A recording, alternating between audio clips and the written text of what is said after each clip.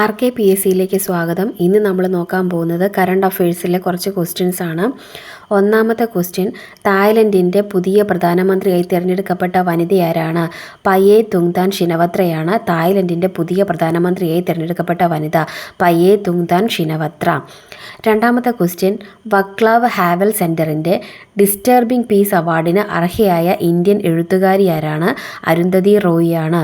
വക്ലാവ് ഹാവൽ സെൻറ്ററിൻ്റെ disturbing piece അവാർഡിന് അർഹയായ Indian എഴുത്തുകാരിയാണ് Arundhati Roy.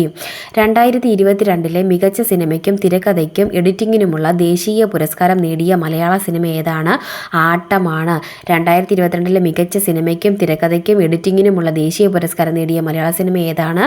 ആട്ടം.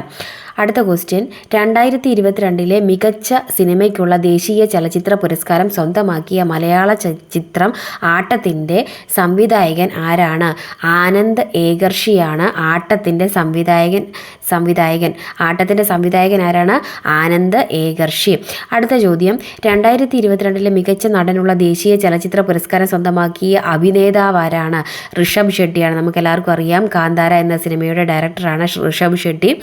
2022 മികച്ച നടനുള്ള ദേശീയ ചലച്ചിത്ര പുരസ്കാരം സ്വന്തമാക്കിയ അഭിനേതാവ് ആരാണ്? ഋഷഭ് ഷെട്ടിയാണ്. 2022 മികച്ച നടിക്കുള്ള ദേശീയ ചലച്ചിത്ര പുരസ്കാരം സ്വന്തമാക്കിയ അഭിനേത്രികൾ ആരൊക്കെയാണ്? നിത്യ മേനോനും മാനസി പരേഖുമാണ്.